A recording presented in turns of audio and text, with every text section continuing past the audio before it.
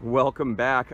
So I would be lying if I said I wasn't a little bit frustrated. Even I get super frustrated from time to time. So I left this orchard and I haven't been back since school got out, and the water had been shut off to all of this. The only things that should have been watering were my fruit trees and what is it? My blueberry shrubs. This is the vegetable bed right here that I just added a huge amount of compost to, a couple feet of it, right? And then shut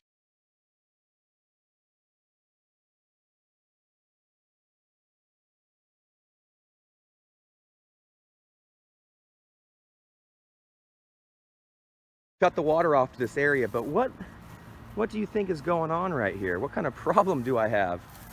The problem as I have is I butt up to a field right next to that's part of our school, and long story short, these weeds don't grow unless there's water. So I can feel when I walk over here, the soil is soft beneath my feet and squishy and wet, almost like a swamp.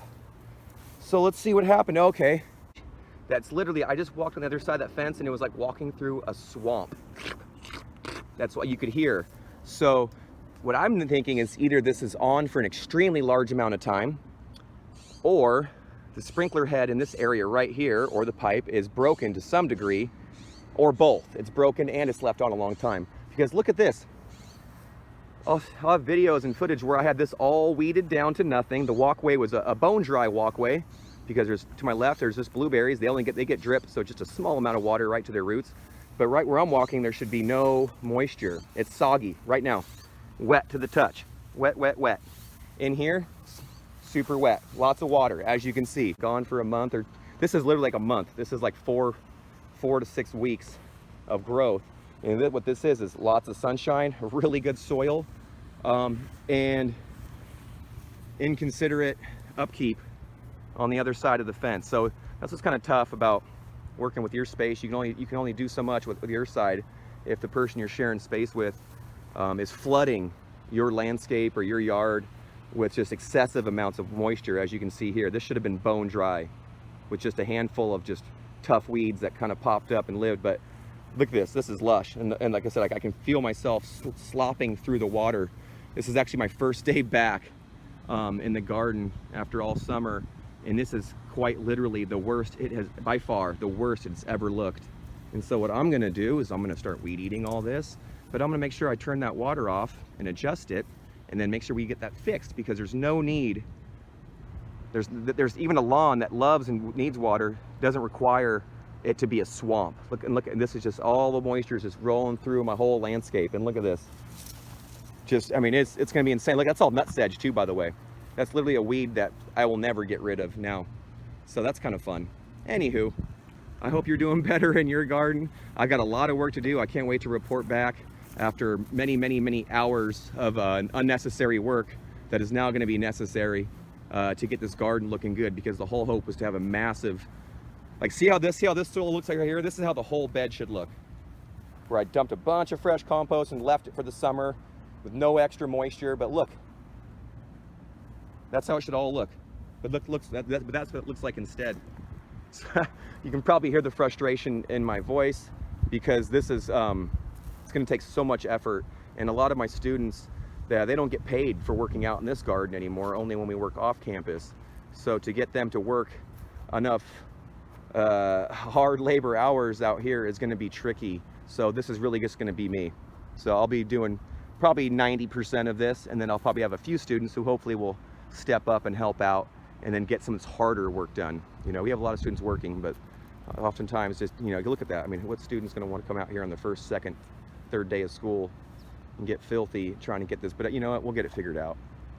We got to stay optimistic. We'll get the problem solved, which is a shame, because I actually looked at the watering system before I left for the summer and everything was fine. And so you can tell either adjustments were made or something broke, or both. We'll find out. Anyhow, I hope you're all doing better than I am. Either way, it's a beautiful day, I guess, even to be out in the garden. Look at this apple tree is getting just destroyed by these weeds, but still cranking off some apples. Look at those. We've actually grafted a few different apples to this tree too, so be curious. You can see right here. Here's one that I grafted. About ready to pull that off, but you can see that's a whole new branch in a different variety. Maybe got a few others on there as well. But anywho, gosh, I'm so frustrated. This is gonna not be fun. And I don't really have, my weed eater just, is pooping out on me. And so a lot of my tools that I'd normally rely on to take care of this, they're just not there for me. So this is gonna be a battle. This is gonna be an absolute, just terrible battle. But anyhow, there's no going back, just going forward. All right, so in response to all those dang weeds giving me a headache, I went out and got some 20 by 100 foot black plastic to solarize our garden.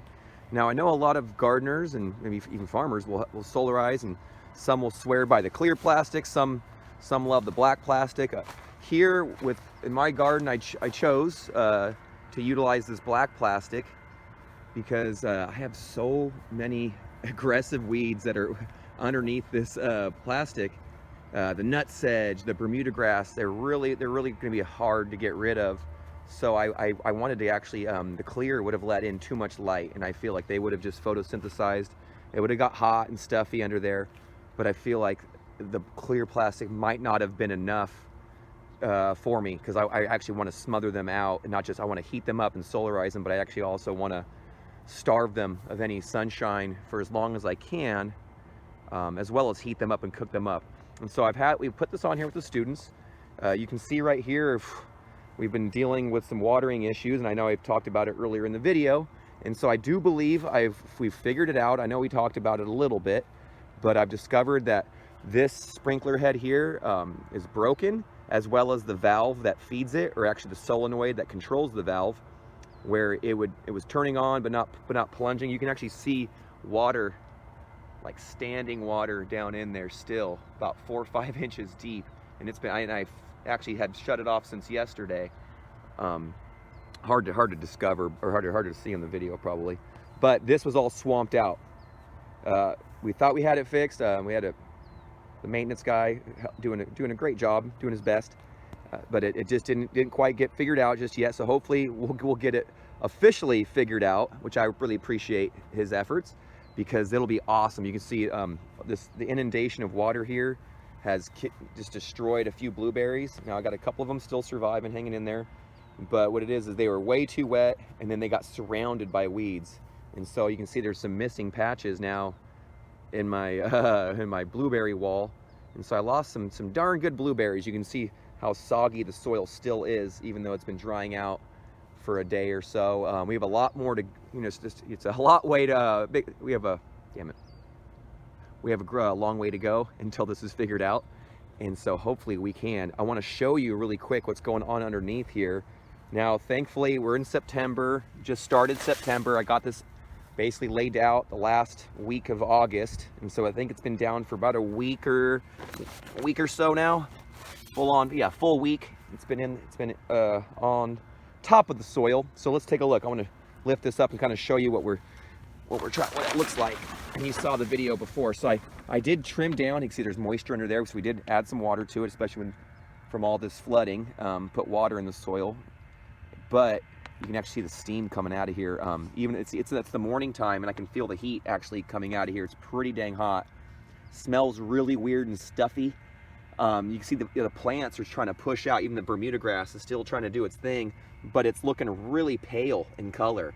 So it's having, steam is hitting me right in the face right now. Whew. Oh my gosh, and it's early morning. It's like chilly outside, but the steam is coming out from underneath this, so that's promising. So we're cooking them, we're steaming them, and we're starving them of sunlight. And so hopefully this will work. It's always best to try to pin it down the best you can, so that way the wind doesn't get to it, and you don't want things crawling underneath there and the wind getting underneath there. We want to seal in all that heat, keep the air trapped in there, keep that steam going. So it's only been on there for a week, so we're seeing some progress. Luckily, I got the really thick black plastic, which hopefully is good for us. I'm not sure if it would have been better to go thinner, but we got 6 mil plastic, so it's pretty thick and durable, but we don't want to puncture any holes in there, so it's important not to walk on top of this.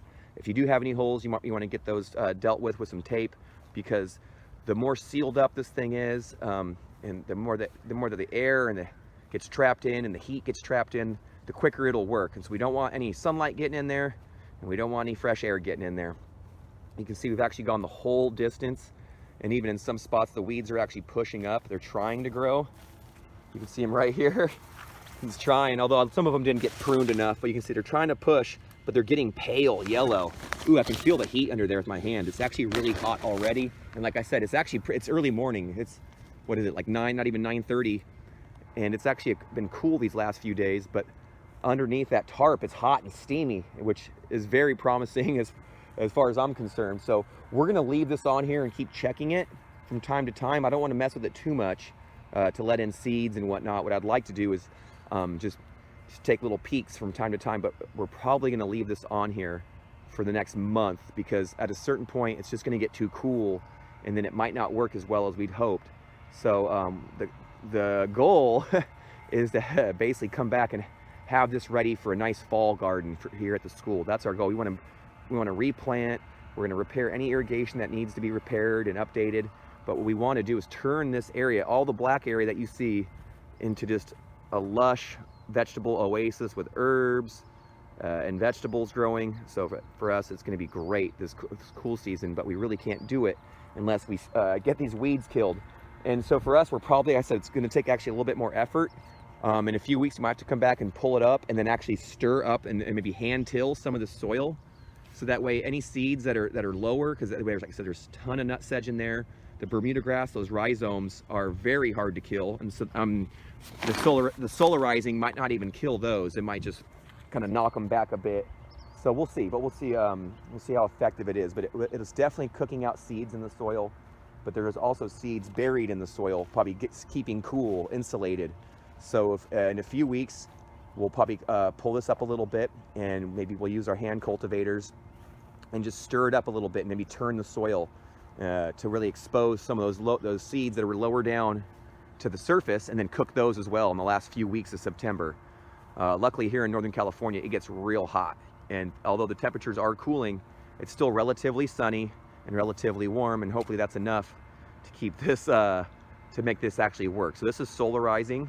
Like I said, a lot of folks do it with clear plastic. We're gonna try this with black plastic, and hopefully it works out. I truly hope it works, because we have some great soil under here, but it's just packed full of weeds from all that broken irrigation. Now that the irrigation's being dealt with, this can get dealt with, and hopefully we can get back to doing some great gardening.